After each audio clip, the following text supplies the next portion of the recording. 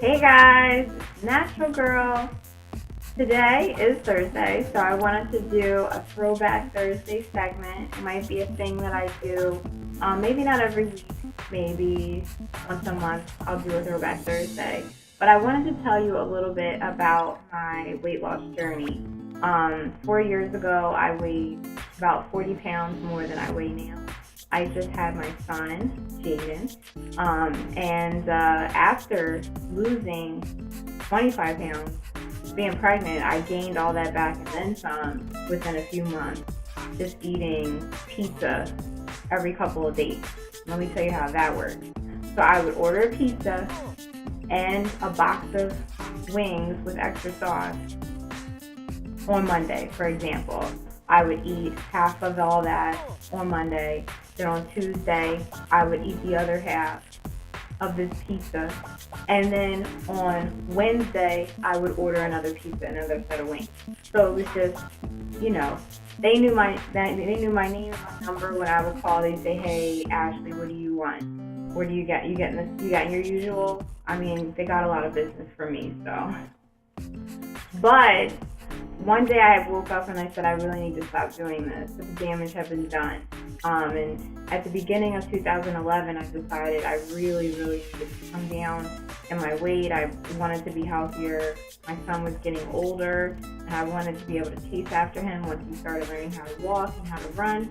So I started working out, and I also became a personal trainer. I've been a personal trainer for a little bit over a year now. I have my associates in exercise science, so I'm technically an exercise physiologist, which is a special name for someone who knows how to work out and how it affects your body.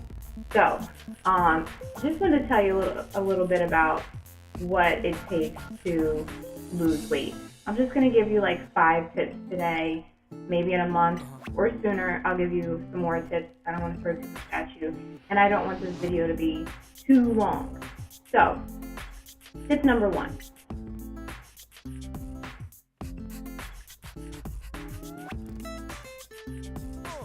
Try to get as much sleep as possible. It really does affect your body weight. They say 7 to 8 hours. Sometimes that's challenging depending on your work schedule, your different priorities, responsibilities in your life.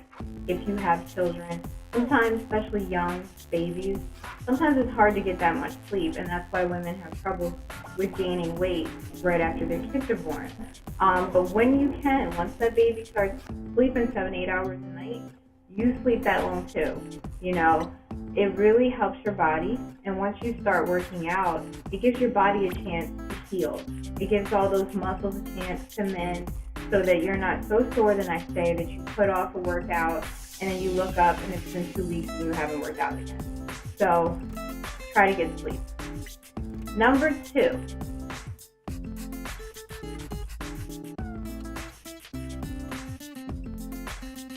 When you're working out, make it count. You're setting aside time for whatever else you could be doing.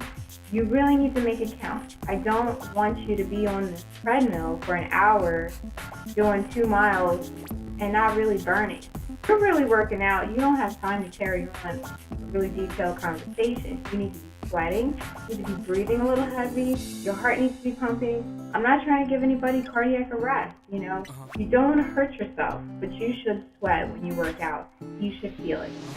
So if you're doing 2.5 miles per hour on the treadmill for 30 minutes or more and nothing's really happening, you don't really feel like you did anything after the workout, try to do 3 on an incline. Try to do 4 and jog a little bit, and try to build slowly every time. If you did 4 today, do 4.1 miles per hour tomorrow, and just slowly build until you really feel it.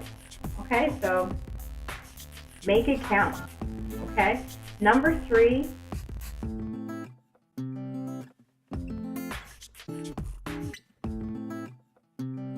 Try to eat about 5 to 6 meals a day. Not big meals, small meals. The smaller the meal, and I'm not saying eat peanuts for dinner. When you have a smaller meal, it gives your body the opportunity to process it. if you're eating this really big lunch, because some people do that. They say, oh, I don't eat breakfast. I just eat a really big lunch, and then sometimes I skip dinner to make up for the fact that I ate a big lunch. That's not good. We're not bears. Bears are built in such a way that they can eat really big meals and digest it over months when they hibernate. You don't want to do that because we're humans and our bodies are not made to process so much food in a small period of time. So a lot of that just gets stored as fat. So what you want to do is have breakfast, and it could be a cup of yogurt. It could be a bowl of cereal. Give yourself a chance to process all that food and then eat another meal a few hours later, and give your body the nutrients it needs without causing yourself to store fat. Okay, so 5 to 6 small meals a day. Okay, so that was 3. Number 4,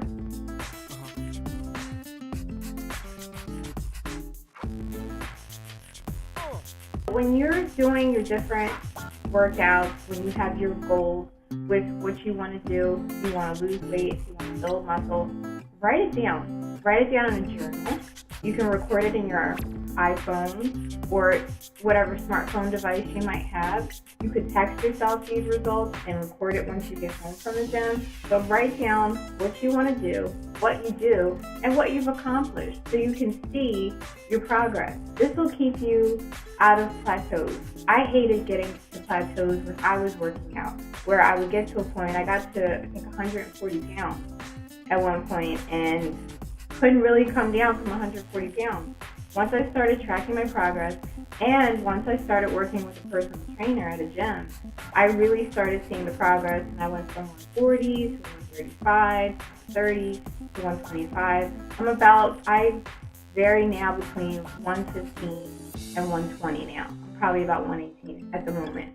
So you can really track your progress and keep yourself from wasting time working out and not doing anything. You can look and see what you've done.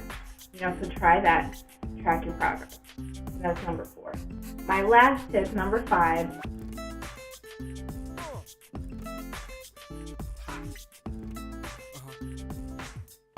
Be accountable. One of the things I did while I was working out, trying to lose the weight, was I would post my progress pictures on Facebook.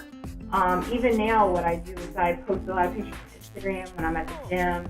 I pose and things like that. Some people might think it's extremely obnoxious, and for my friends who do, please forgive me. It's one way for me to keep myself in line, because there have been times, even since I lost all the weight, because I would say I came down around 2012, the beginning of 2013, I got down to the weight and the size that I really wanted to be.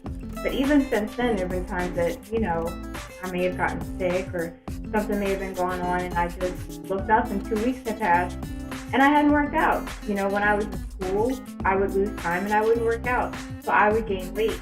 So when I take those pictures, sometimes you don't see the pictures until I show this was me 2 weeks ago and this is me now, because I walked into the gym after 2 weeks and it's like, I take that picture in the gym mirror and I'm like, oh, yes, I do need to be back here.